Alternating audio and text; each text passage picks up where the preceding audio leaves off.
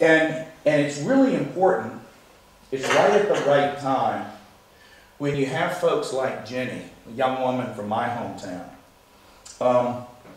who went through the entire school experience. In the States, it gives you access to a free and, in quotes, appropriate education, the appropriate part we can argue about, until someone is 21 years of age.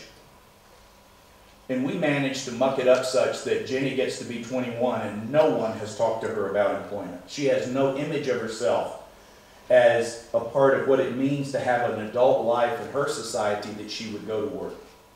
She would go to program, that's been pretty well fixed in there, but not go to work, that has not been. Not for Jenny, not for her parents, not for her neighbors, not for her service community. You know, so you've basically got a young woman who we have perfectly designed not to go to work. And now all of a sudden, people like me in the States, people like you in Britain are saying, yeah, this work is a pretty good idea. And it's an integral part of getting a life is. Work is a part of that. It's a mainstay. And then you approach someone like Jenny and you ask a question. Seems to be a perfectly interesting question to answer. Seems to be a perfectly respectful question to ask. Jenny, do you want a job? To which she thinks you have just asked her the funniest question that one human being could ask of another. Moi? Me? I don't think so. Work? Why? You know? Now there's an interesting issue that we have to face, because self-determination has told us we respectfully ask people what they want to do. And if they don't, then what? You know, does Jenny get to opt out because we ask her a perfectly terrible question? Terrible? Mm-hmm. I've just gone through transition with my daughter who doesn't have a disability.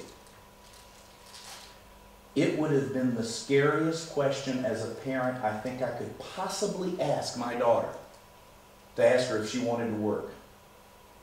Because she's smart enough to know, if he's asking me if I want to work, either answer must be appropriate. I can say no.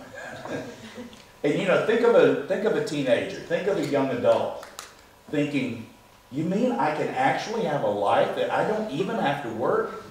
How pleasant is that? I'll bet it's the same in your country as mine. For young people who don't experience disability, they're automatically opted in. And the only way out, now, what's the converse of that? Mike, are you saying that in the States you force young people to go to work? I'm not saying that at all. I'm saying they're automatically opted in. The only way my daughter can opt out is to say, Daddy, I don't want to work. And my first question is, what are you going to do then? You know, what's the alternative? No one could force her, no one should force her to work. But the fact that we opt people in, I think, is a big part of what getting a life is. I want you to realize how important it is to have a presumption of employment. Because without it, it's going to need to be, I mean, then we're always going to be fighting those forces that, by the way, have all the money, all the resources in our society. Because that's where the Jennies of the world will go. They'll go and then they're going to use our own values against us. They're going to say, Jenny chose to be here. You tell her she can't be here. You like self-determination. You guys invented it, so live with it. That's her choice, you know? So we've got to be really clear about where we're going. And one of the best ways to deal with that is just understand how society works. And with the expectation. But now once we've got the expectation that society has, it's still complex.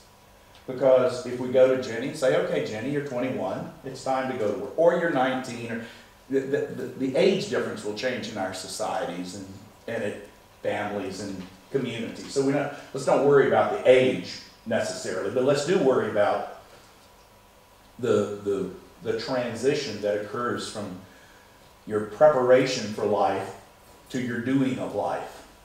And if Jenny has to be competitive,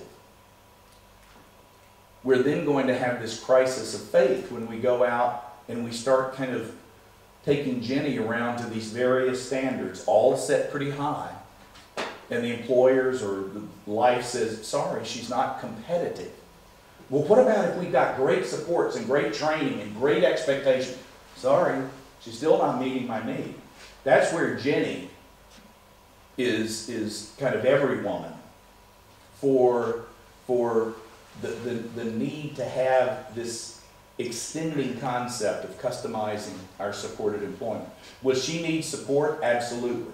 Is it likely to be enough? Not in my guess. She's likely to need something else. And so what we're talking about here in customized supported employment is much what Steve was referring to this morning, is this process that we can't just kind of go out there. And let's don't worry about all the details. Let's just go get Jenny a job. If you do that, you may get an employer to say yes, only a couple of weeks later to have the employer say this was a terrible idea. You know, probably not much longer than a couple of weeks. But if you can get to know her and really understand who she is, and we're going to talk a bit about discovery as we go through,